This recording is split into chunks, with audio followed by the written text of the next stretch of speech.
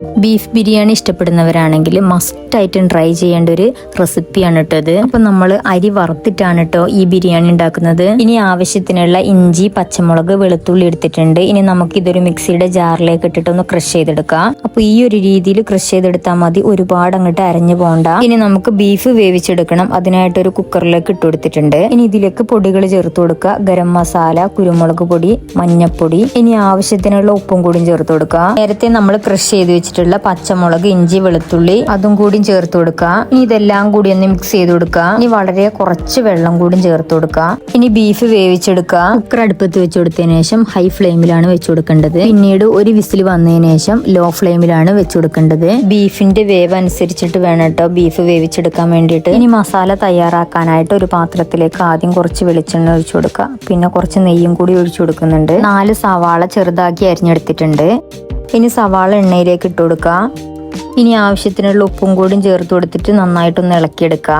ഇനി സവാള ഒന്നങ്ങ് വാടി വരുമ്പോൾ നമ്മൾ നേരത്തെ ക്രഷ് ചെയ്ത് വെച്ചിട്ടുള്ള ഇഞ്ചി, പച്ചമുളക്, വെളുത്തുള്ളി ചേർത്ത് കൊടുക്കുക. എന്നിട്ട് ഇത് നന്നായിട്ടൊന്ന് വഴറ്റിയെടുക്കുക. ഇതിന്റെ പച്ചമുളക് മാറി വരുന്നത് വരെ നമുക്കിത് വഴറ്റി കൊടുക്കുക. ഇനി ഇതൊരു 5 മിനിറ്റ് അടച്ചിട്ടൊന്ന് വേവിച്ചെടുക്കുക. ഇനി നമുക്കിതൊന്ന് തുറന്നു നോക്കാം. അപ്പൊ നന്നായിട്ട് വെന്ത് കിട്ടിയിട്ടുണ്ട് കേട്ടോ. സവാള വെന്തതിന് ശേഷമാണ് നമ്മളിതിലേക്ക് തക്കാളി ചേർത്ത് കൊടുക്കുന്നത്. ഞാൻ ഇവിടെ 2 തക്കാളിയാണ് എടുത്തിട്ടുള്ളത്. ഇനി ഈ തക്കാളിയും കൂടി ഒന്ന് അടച്ചു വെച്ചിട്ടൊന്ന് വേവിച്ചെടുക്കുക. അങ്ങനെ തക്കാളി നല്ലതുപോലെ വെന്ത് കിട്ടിയിട്ടുണ്ട് കേട്ടോ. ഇനി ഇതിലേക്ക് പൊടികൾ ചേർത്ത് കൊടുക്കുക. 1/4 ടീസ്പൂൺ ഗരം മസാല, 1 ടീസ്പൂൺ മല്ലിപ്പൊടി, 1/4 ടീസ്പൂൺ മഞ്ഞൾപ്പൊടി. ഇനി പൊടികളുടെയൊക്കെ പച്ചമണം മാറുന്നത് വരെ ഒന്ന് വഴറ്റി കൊടുക്കുക. അപ്പൊ ബീഫ് നന്നായിട്ട് വെന്ത് കിട്ടിയിട്ടുണ്ട്. ഇനി നമുക്കിത് ബീഫ് ഇതിലേക്കൊന്ന് ചേർത്ത് കൊടുക്കാം. ബീഫിലുള്ള സ്റ്റോക്കും കൂടി നമ്മൾ ഇതിലേക്ക് ഒഴിച്ചു കൊടുക്കുന്നുണ്ട്. ഈ സ്റ്റോക്കും കൂടി ഒഴിച്ചു കൊടുക്കുമ്പോഴാണ് നല്ലൊരു ടേസ്റ്റ് കിട്ടുക. എന്നിട്ട് അതൊന്ന് നന്നായിട്ടൊന്ന് വറ്റിച്ചെടുത്താൽ മതി. ബീഫ് ഇട്ട് കൊടുത്തതിന് ശേഷം ഇതിലേക്ക് മല്ലിച്ചപ്പ്, പുതിനച്ചപ്പ്, കരിവേപ്പിലയും കൂടി ഇട്ട് കൊടുക്കുക. ഇനി നന്നായിട്ടൊന്ന് ഇളക്കി കൊടുക്കുക. ഇനി നമുക്ക് സവാള ഒന്ന് ഫ്രൈ ചെയ്തെടുക്കണം. ഇനി ഒരു പാത്രം അടുപ്പത്ത് വെച്ച് കൊടുത്തിട്ട് അതിലേക്ക് പശുനെയ്യും വെളിച്ചെണ്ണയും കൂടി ഒഴിച്ചു കൊടുക്കുന്നുണ്ട്. ഇനി സവാള നമുക്ക് ഫ്രൈ ചെയ്തെടുക്കാം. അപ്പൊ സവാള നല്ലതുപോലെ ഫ്രൈ ആയി കിട്ടിയിട്ടുണ്ട്. ഇനി നമുക്കിതൊന്ന് കോരിയെടുക്കാം. കോരിയെടുത്തതിന് ശേഷം ഇതൊന്ന് പരത്തി ഇട്ട് കൊടുക്കണം കേട്ടോ. ഇനി അതേ എണ്ണയിലേക്ക് തന്നെ നമുക്ക് അണ്ടിപ്പരിപ്പ് ഒന്ന് ഇട്ട് കൊടുത്തിട്ടൊന്ന് വറുത്തോരിയെടുക്കാം. അപ്പോൾ മുന്തിരി ഒന്ന് വറുത്ത് കോരിയെടുക്കുക.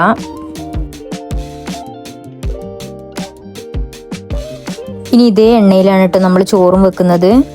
ഈ എണ്ണയിലേക്ക് പട്ട ഇട്ട് കൊടുക്കുക. പിന്നെ 3 ഏലക്കായ ഇട്ട് കൊടുക്കുന്നുണ്ട്, 4 ഗ്രാമ്പു ഇട്ട് കൊടുക്കുന്നുണ്ട്, പിന്നെ ഒരു തക്കോലും പിന്നെ ഒരു ബേ ലീഫും കൂടി ഇട്ട് കൊടുക്കുന്നുണ്ട്. ഇനി ഇതൊക്കെ ഒന്ന് ചൂടാകുന്നത് വരെ ഒന്ന് ഇളക്കി കൊടുക്കുക. ഇനി നമുക്കിതിലേക്ക് അരി ചേർത്ത് കൊടുക്കാം. അരി നന്നായിട്ട് കഴുകിയിട്ട് ഊറ്റി വെച്ചതാണ്. ഇതിലൊട്ടും വെള്ളം ഉണ്ടാകാൻ പാടില്ല. ഇനി ഇത് നന്നായിട്ടൊന്ന് വറുത്തെടുക്കാം കേട്ടോ. ഇനി അരി എങ്ങനെ വറവായിന്ന് നമുക്ക് എങ്ങനെയാ മനസ്സിലാക്കാന്ന് വെച്ചിട്ടുണ്ടെങ്കിൽ ഇതിന് നല്ലൊരു സ്മെല്ലും വരും, പിന്നെ അരിക്ക് നല്ലൊരു സൗണ്ടും ഉണ്ടാവും നമ്മൾ ഇളക്കുന്ന സമയത്ത്. അപ്പൊ ഇതിനിപ്പോൾ വറവ് റെഡി ആയിട്ടുണ്ട്. ഇനി നമുക്കിതിലേക്ക് വെള്ളം ചേർത്ത് കൊടുക്കാം. 1/2 കിലോ അരിയാണ് ഞാൻ എടുത്തിട്ടുള്ളത്. അപ്പൊ ഞാൻ 1 കപ്പ് മുഴുവനായിട്ടും വെള്ളം ഒഴിച്ചു കൊടുക്കുന്നുണ്ട്. അപ്പോൾ 1 കിലോ അരിയാണ് നിങ്ങൾ വെക്കുന്നതെങ്കിൽ 2 കപ്പ് വെള്ളമാണ് ഒഴിച്ചു കൊടുക്കേണ്ടത്.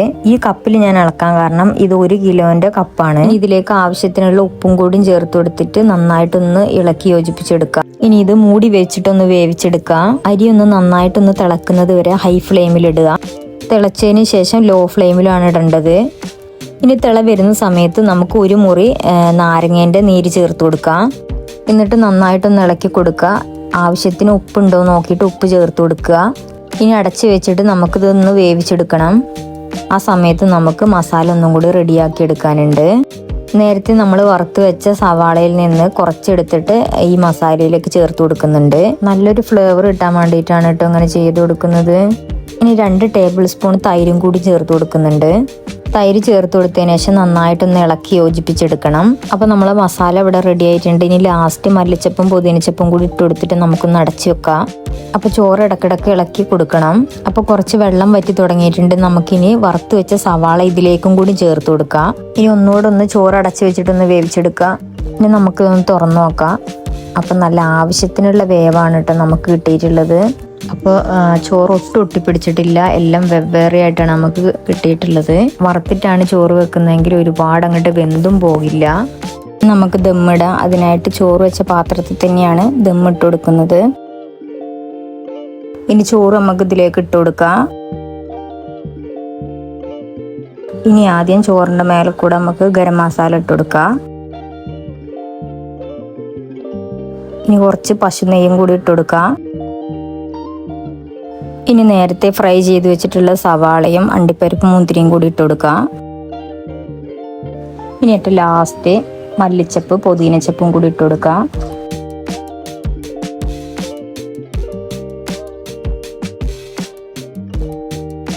ഇനി ഇത് നമുക്കൊരു 15 മിനിറ്റ് ദം ചെയ്തൊന്ന് എടുക്കണം.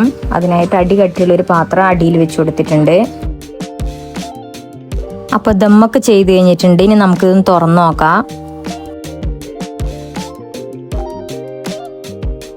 അപ്പോൾ നമ്മൾ അടിപൊളിയായിട്ടുള്ള ബീഫ് ബിരിയാണി ഇവിടെ റെഡി ആയിട്ടുണ്ട്. നിങ്ങൾ എന്തായാലും മസ്റ്റ് ആയിട്ടും ട്രൈ ചെയ്ത് നോക്കണേ. ഫീഡ്ബാക്ക് അറിയിക്കാൻ മറക്കല്ലേ.